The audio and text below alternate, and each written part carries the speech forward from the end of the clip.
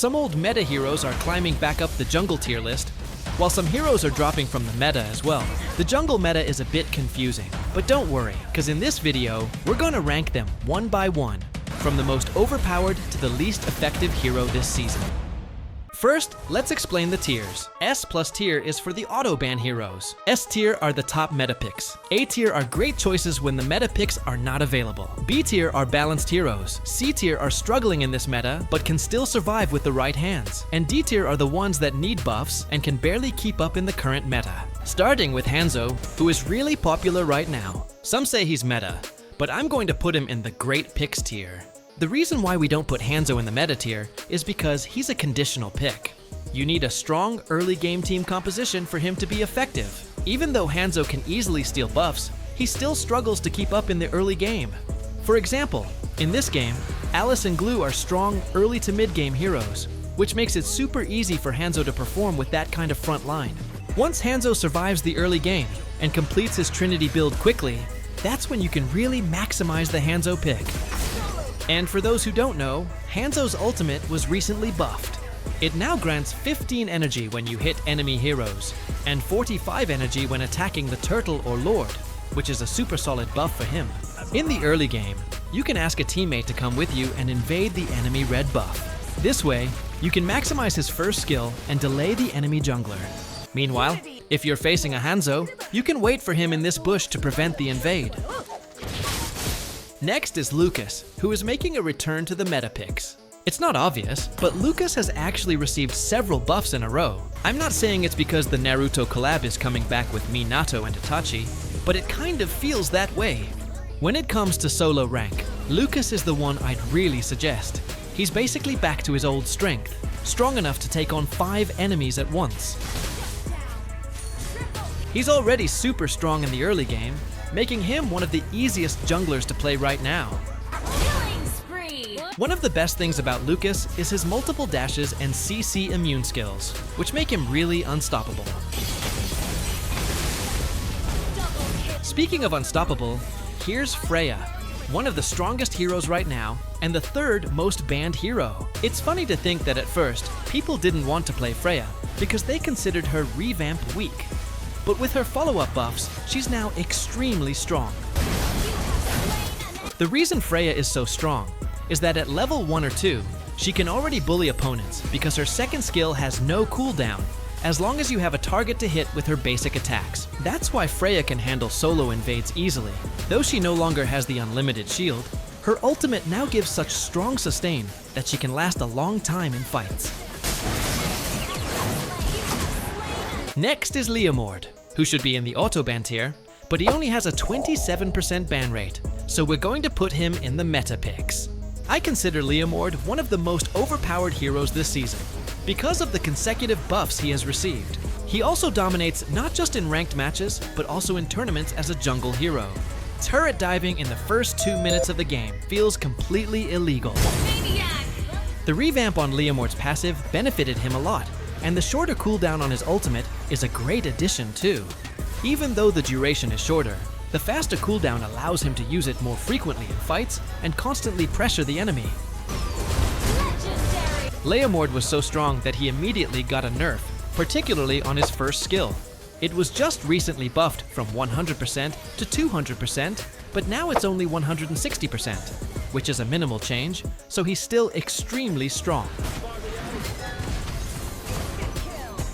Meanwhile, from the meta picks, Lancelot has dropped to the balance heroes tier due to the consecutive nerfs he received. Actually, before M7 started, Lancelot got nerfed badly to the point that his win rate dropped to 42% over 35 games.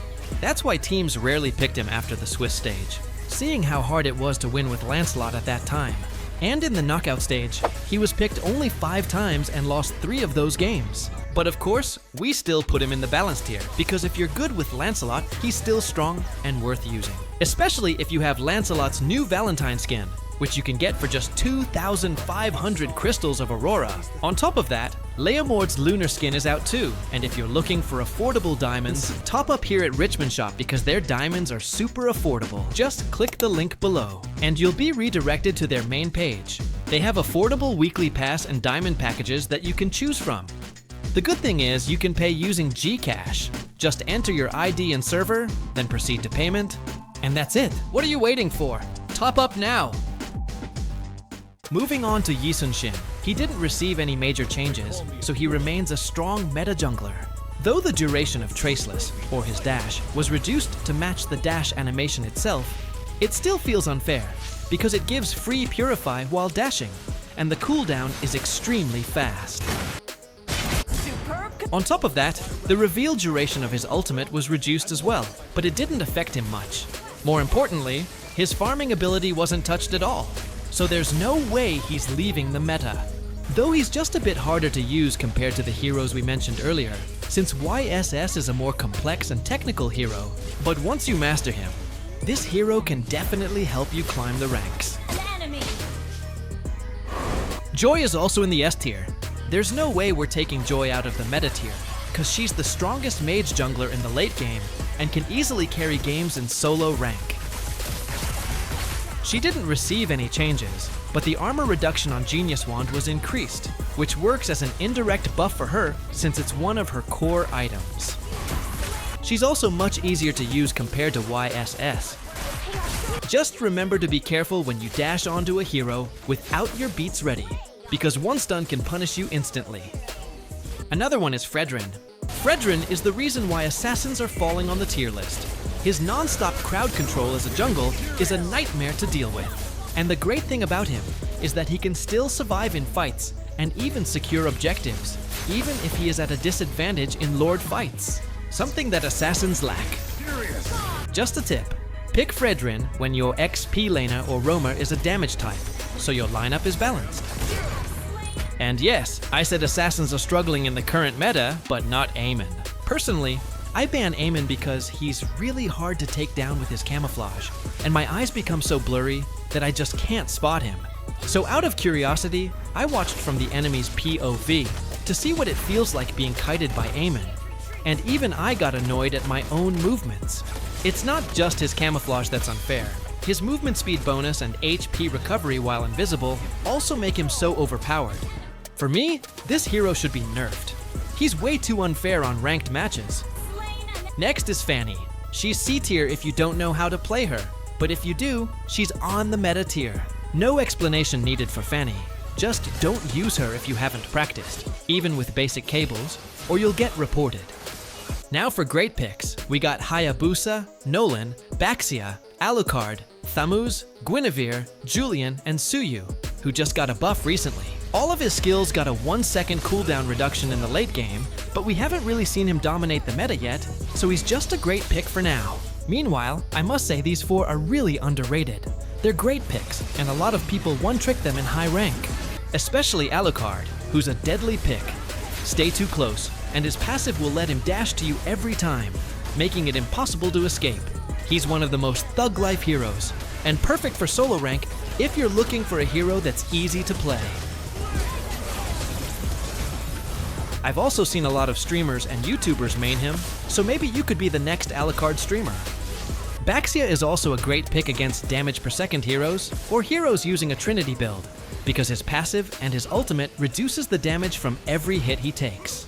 Trinity build is also very popular right now, especially with the Demon Hunter sword buff, which makes Baxia really effective against them. Like Fredrinn, he's great if your team is mostly squishy heroes with a damage-heavy lineup, and you'll serve as the frontline jungler.